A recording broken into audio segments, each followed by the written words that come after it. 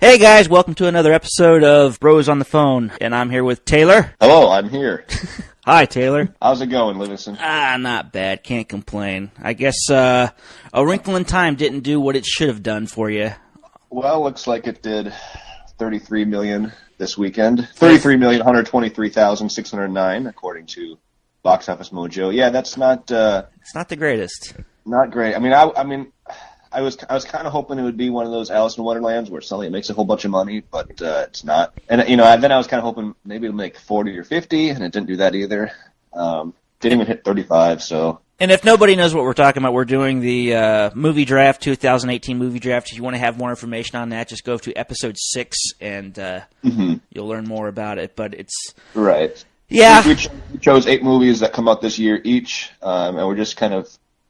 Competing to see who had the biggest box office opening weekend, a 3-day weekend. Obviously, you had Black Panther. I have $202 million for its opening weekend, so yeah.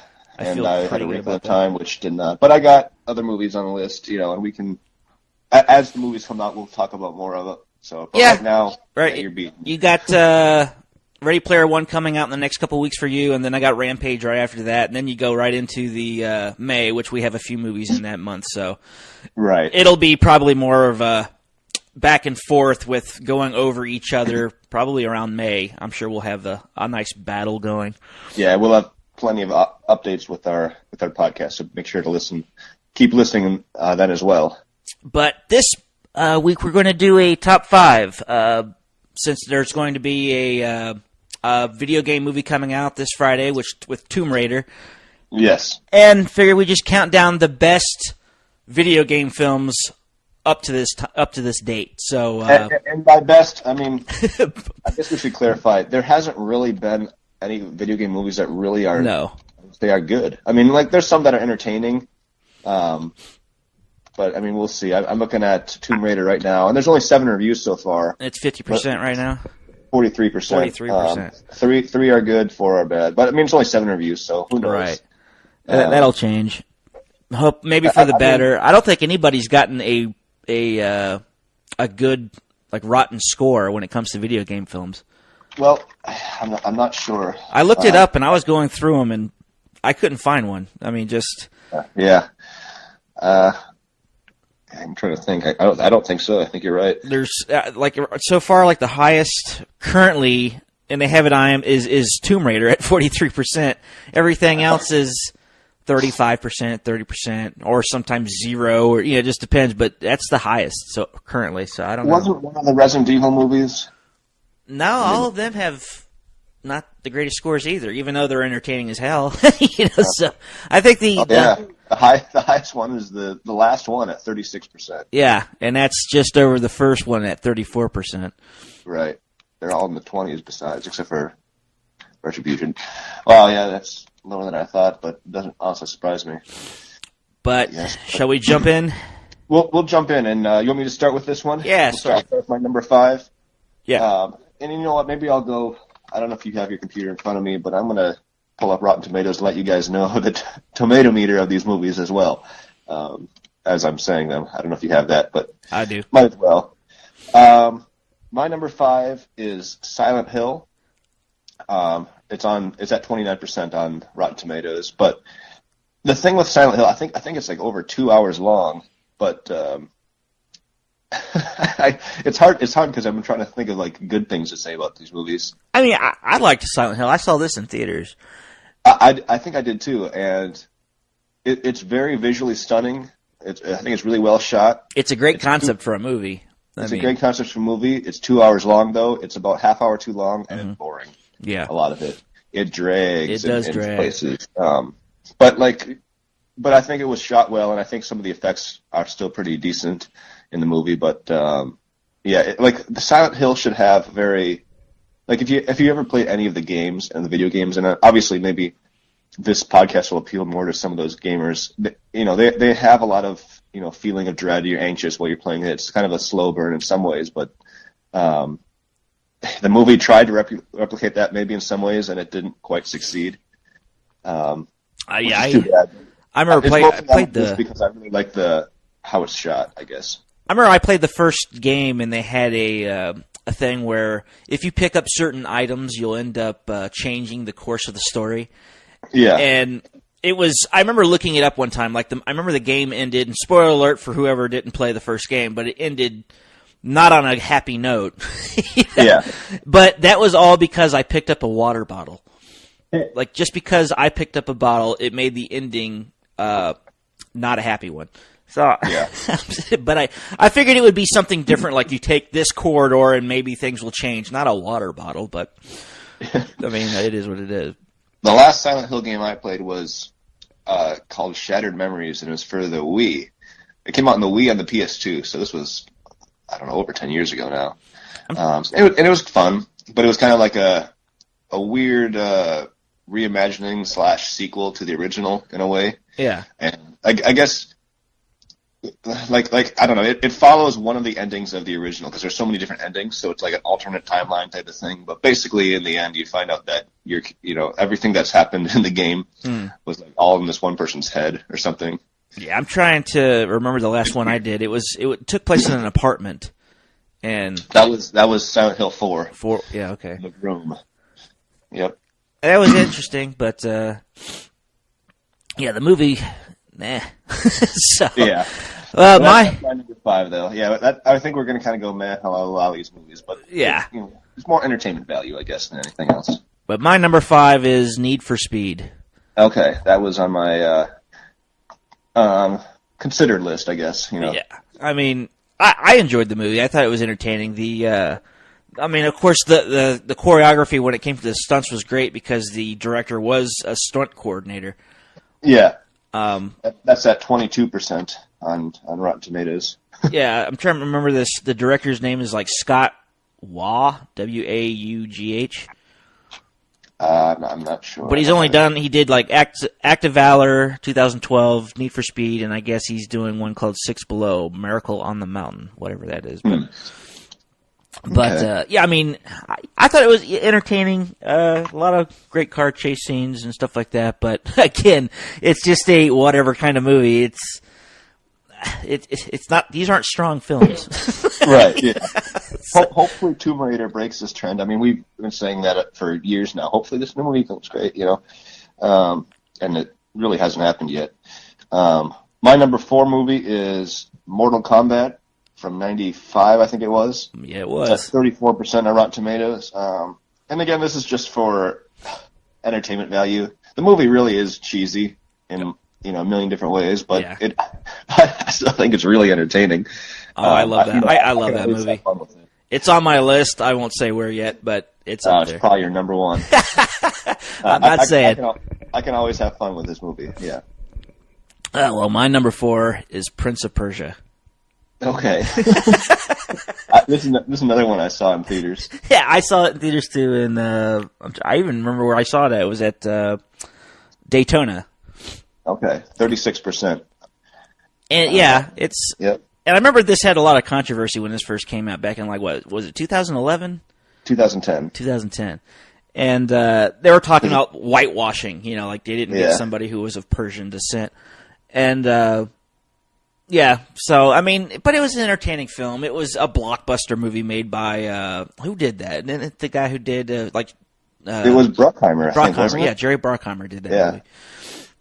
I remember going into it thinking, I hope this is the next Pirates of the Caribbean, and it wasn't. No. I mean, it was entertaining in some ways, but I feel like I really wanted to like it more than I did, I guess. Like, I really wanted to like that movie. Oh, I did too. I remember playing when was the first game that came out? Wasn't it like Nintendo? It might have been for N64 and PS1. Well, they had an old game before. Oh, like the very first one? Yeah, the very first one. It was, I'm trying to remember when it was. I got the video game franchise popping up here. When is it? 2007? 1989, they had a game that was for the Apple II. Yeah. That's the one you played? Yeah, I couldn't remember what it was. It was that one. It was really... that one wasn't great, but what I did like was when they came out with it, and what was the PS2? Yeah. The Sands of Time, and that was... I enjoyed that just because it was a lot different from what I played, like, 12 years prior, whenever the hell it came out. But right. It was an entertaining game. And then when I heard the movie was coming out, I was like, all right. But then, yeah, and I know this was another one that probably had a $200 million budget, and it did not do well. Yeah, it bombed, I think. Yeah. So, oh well. Let me look up the box office real quick. I'm just curious. It was, the budget says between 150 and 200 million. It made 336 worldwide. So it probably broke even. Not too great. Yeah, maybe. If that, I don't know. But anyways, that my number 3 movie is the first Resident Evil movie. I mean, really, I probably would either choose this one or the last one, because I really like the last one as well, like it, in terms of entertainment value. Yeah. Again, this is just really kind of just dumb entertainment, but it was entertaining at least. And I mean, some of it was well choreographed. I'll just say that, I guess. I don't know. In terms of the story, that whole series just changes itself every single movie. Oh, it's so convoluted when it comes to the storyline. I mean, yeah. I remember every single movie. It seems like it's a sequel to the original or something. I don't know. It's kind of screwed up. I mean, like the first one, or was it the second one? The second one, they were talking about like the little girl, and she was being injected with the virus so she would. I think she had some kind of illness or something, and the T virus helped her actually walk and be a normal human being. And then I remember, like in the last one, she became like Alice or something. It totally like changed.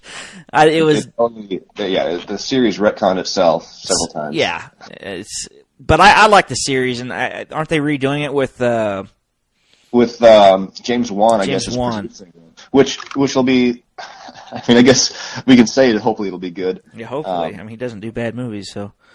But yeah, we'll see what happens. But if they can do it like the game, I mean, right. That's what actually make it a little more atmospheric and scary, I guess. Yeah, these games were these movies were just action packed, thrill rides, I guess you can say, for like an hour and a half, but it didn't have any substance to it. Right. But my number 3 is what you already said, Silent Hill. Okay. And I don't know what else to say about it other than, what you just said about it. Yeah. It was entertaining, but too long. Yeah. So, what's your number 2? All right. My number 2 movie now on my list is a movie that I've always actually liked this movie. But, again, I'm sure it got bad reviews. Let me look up the reviews real quick just on this movie. What is it? This is a movie that they are, I won't say remaking because they're not, but they're making another version. It's Super Mario Brothers. Well, that's your number 2. Man, that's considered one of the worst movies.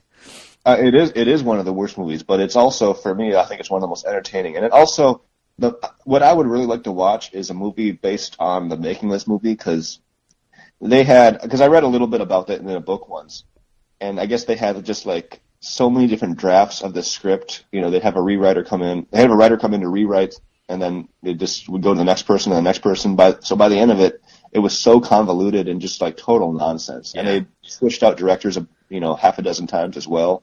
I mean, all the stories I heard from Bob Hoskins too. I heard like he broke his finger, he almost drowned. Like there was 3 or 4 instances where he could have possibly died on the set of this movie.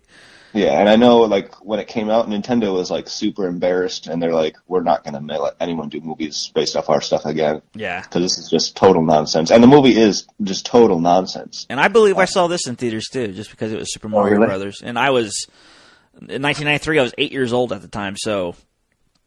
I didn't know. Did you think it was awesome? Oh yeah, when I first saw it, I thought it was the best movie ever. Mario.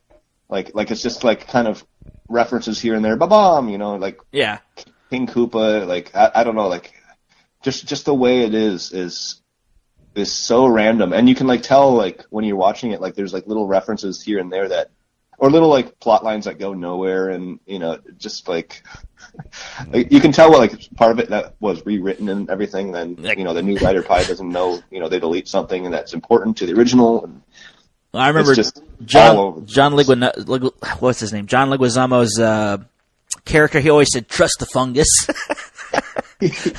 Running around getting mushrooms, and even the mushrooms really didn't make him grow anything. I remember one time they used it as a shield for some kind of like gun. Like they held it out, and the mushroom got really large, and protected him. I'm like, Of course, back when I watched it in '93, I thought this was the greatest thing ever, and then now, I can't believe. Now you watch it, it's like, all right. But I mean, there are references like when it's not Bowser, it's Dennis Hopper's King Koopa. Like he goes inside the I don't know what was that thing at the end when he turns into the dinosaur type of thing. He's like in that bucket type of thing. Yeah, it's Super Mario World. Whatever it was. I know what you're talking about. It was like a thing for them just to carry things back and forth. Yeah, like in Super Mario World when he's like flying around that clown thing. Yeah. But it's like weird references like that like it's so like who are you trying to please with this movie? But it was funny. Like the story itself just is ridiculous all on its own. Like dinosaurs and apes were basically separated by being put in like alternate universes. Right. And the dinosaurs evolved into humans, and so did apes, which is really that couldn't happen in the evolution scale. It's so ridiculous, but I don't know. I've always been entertained by this movie. But yeah, they are making a new one with Illumination Entertainment. It's going to be an actual like animated one, and I think if you do it where it's like a G to PG movie, because it's Mario, you don't need to make a PG-13 Mario movie. Make it kind of cheesy and fun. If it has like a feel like that, hopefully maybe that'll be the first good one, but we'll see. Well, my number 2 is Resident Evil: The Final Chapter. Okay. I mean, I've only seen it a couple times, but it's a lot stronger than the other films. I think it has a better grasp of what it is. Yeah. Compared to the other ones, but. I mean, I think there's other movies that I enjoyed a little more in the Resident Evil franchise. Like, I liked Part 2 just because of you have Nemesis and you're kind of running through Raccoon City. And it reminded me of Resident Evil 3 from the video game. Mm-hmm. But, I mean, this one is a better film, I think, compared to the rest of them. Yeah. No, I think so, too. I mean, I probably could have put that one on my list, but... I just chose the original just because. Yeah, I don't want to pick. In reality, I think all the Resident Evil films are probably better than a lot of the things that I've had on this list. Yeah, and I don't want to make my whole list just Resident Evil films, but right. And it's pretty sad that that's the only thing that we can choose from. I mean, this is all that they have. But, I know. After all these movies, like. Why aren't there any good ones? But yeah, at least one. One decent one. I thought about putting what was the other film that came out? Warcraft. I thought about putting that on my list because I thought it was decent, but again, it wasn't great. It was just an okay film. Warcraft felt like I don't know. Like by the end of it, I was like, oh, that was it. Like it's like a weird origin story. Like it like the whole movie seems like a like. After the movie ends, then the credits should start for the actual story, if that makes sense. Yeah. It's all just like if you watch like the original Lord of the Rings, the very first one, that whole opening sequence where all this stuff happens, that's what Warcraft felt like. Like it felt like it was just setting up a story for something else. You just don't have that epic dialogue from Kate Blanchett.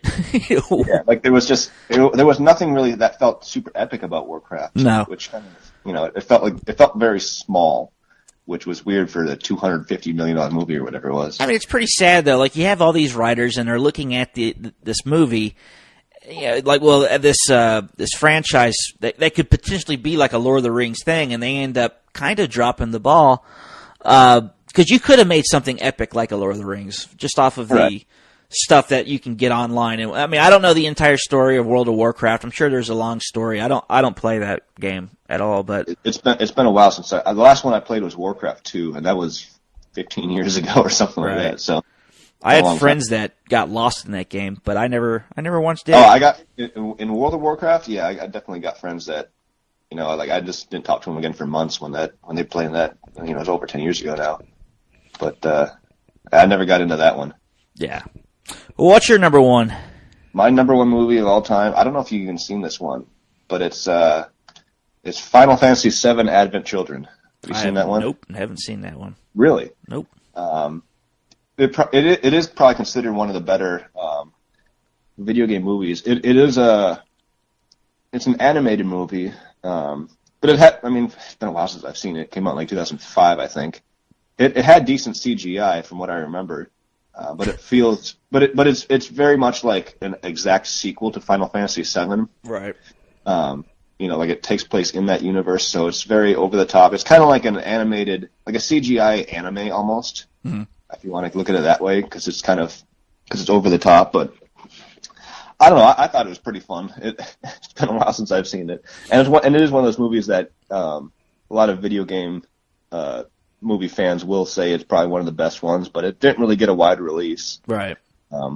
You should definitely check it out. I don't know if it's on Netflix or wherever, but I'll check it out. When you said Final Fantasy, I thought for a second you were going to say The Spirits Within. No, that one's not that great. But that's my number one. I don't know if anyone else has seen that on the list. It is kind of almost more obscure, and you have to be kind of a pretty hardcore fan almost to see it. Yeah. Although I never really played Final Fantasy VII all that much. No, I remember getting it when I was a kid, and I was like, I'm wondering what the hubbub was about this game. Like, what's so great about Final? Because I kept hearing about it. This is like what 98, 99. I'm trying to remember when it came out. I don't know. I thought it was 97. It might have been 97. I'm not sure. I just remember like looking at it, going, well, where the hell did Final Fantasy 1 through 6 come from? Because I'd never heard of it until 7. Yeah, it came out on January 31st, 97. Okay. Well, like they actually had only released 3 Final Fantasy games in the U.S. at that time, and they were all on Nintendo systems. It's really screwy. I'd have to look it up exactly to tell you what it was, but it was like they released. I'm sure I could look it up right now, but they released the first one I think in the U.S. and then here we go. I got it. So they released the first one in the U.S. as Final Fantasy, and then they released. Let's see here. I think the second one, maybe not. Yeah, I remember just renting that game, and I was completely lost when I was playing it. They released the fourth one as Final Fantasy II in the U.S. They didn't release 2 or 3. And then they released the 6th one as Final Fantasy III in the U.S. And then on the Super Nintendo. And then when Final Fantasy VII actually came out, they just called it Final Fantasy VII. So in the U.S., you had Final Fantasy 1, 2, and 3, which were actually 1, 4, and 6. Right. So it was really confusing for a while. They didn't release a lot of those other ones until years later. Until the early 2000s.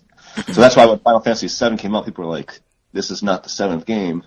What is this? Yeah, it wasn't my kind of game, that's for sure, because I remember playing it, and I remember you had to use potions and spells, and you had to do certain things. It's very in-depth. Yeah, and that's why they didn't release a lot of the other games, because they thought Americans are too stupid to play this. I was too stupid to play it. I was like, I just want my shooting game. Just give me Doom or something, Right. But, yeah, if you get a chance, check out Advent Children. It's a pretty entertaining kind of CGI movie. All right. Well, my number one is, you already said what it was, Mortal Kombat. Mortal Kombat, yeah. And it's mostly probably for nostalgic reasons, just because it came out in 95, and I was a massive Mortal Kombat fan back when it came out. I had a Sega, and then, of course, I bought the game, and I think I had 1 and 2. I didn't get 3. And those basically came out like all back to back to back, like within a year of each other. But yeah, I even remember the blood code from the first movie, or from the first game, ABACABB. Just so I can do an uppercut and get him into the spiked level, knock him off the bridge and see blood. Right.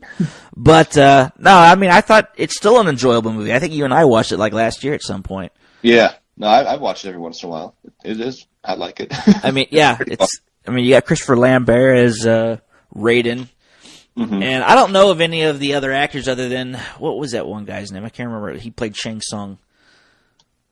I can't remember his name. I know it is though. He was Shang Tsung again in the online web series. He was that character once again, but man, what the hell is his name? I can't remember. I got to look it up. But Kerry. Boy, I can't do this. This guy, what his name is, Kerry Tagawa? Hiroyuki Tagawa? Whatever, I can't really say that kind of, but anyway, I liked him in that character. Yeah, no, he's pretty good at that. I even thought some of the graphics were okay in it too. I mean, some, I didn't say all, but like, like Reptile, that wasn't too good, but I did like what they did with Goro. I mean, I thought the I mean, it was kind of more stop motion. Yeah, that was like they did practical and they did stop motion. I think they even mixed in some CG with him, but I think they did him okay. He's okay, but then you have Reptile just kind of throws it out the window, though. Pretty bad. Yeah, when you see that little like weird lizard running around, it's like, ooh, that looks like yeah. Well, back then it was great. No, it was not great back then. Well, it was to a 10-year-old. I guess so. I mean, when I saw it back in '95, I thought that was awesome. Like, oh yeah, Reptile's awesome. And I even like that fight scene where he goes into the guy's that statue's chest and becomes Reptile. Yeah. They even had the guy's voice go Reptile before the fight even started. He had to let everyone know. That this is Reptile. And they're like, oh, it's that guy that we have to, what was it? There's certain things you had to do in the original game, like get like a perfect score and beat this person, and you had to get like a flawless victory with somebody else in order for this character Reptile to even pop up. Yeah. In the original game. And all it was like Scorpion with the color changed to green, but we thought it was awesome if you stumbled upon him. But yeah, and then I remember the score of that movie, or the music. It was mostly just techno, but oh yeah, I had the score for that thing, and we would play it in my dad's. You wouldn't call it a score. You call it a soundtrack. Soundtrack, yeah. It was it was the score for the film, but it was a soundtrack of just a bunch of techno stuff you'd see in a club. But but we owned it. We played the hell out of that thing on cassette. Yeah. Those were the days. Those were the days, cassette. Wow. Funny. But that's my list. And there's some things, I don't know. I thought about putting the original Tomb Raider on my list. I didn't. I mean, I thought briefly, like, it's not terrible. But then I thought back, and I'm like, it's not the greatest either. Yeah. And then, of course, you got to, if you mention video game films, you got to mention, what's that guy's name? Ood Boll. Oh, yeah, none of his movies are going to be on my list. But he made like 5 or 6 video game films. Oh, he made more than that. In the Name of the King. He's probably made a dozen. Yeah. I think his first one was, what was it? House of the Dead? Let's look it up here. Pull up he did, House of the Dead. Alone in the Dark. Blood Rain, In the Name of the King. I think he did Blood Rain 2 Postal, and 3, yeah. Let's see, Alone in the Dark 2. He didn't direct that. Far Cry. He did Blood Rain, The Third Reich, In the Name of the King 2. He did. Yeah, I didn't realize he did that many. 3.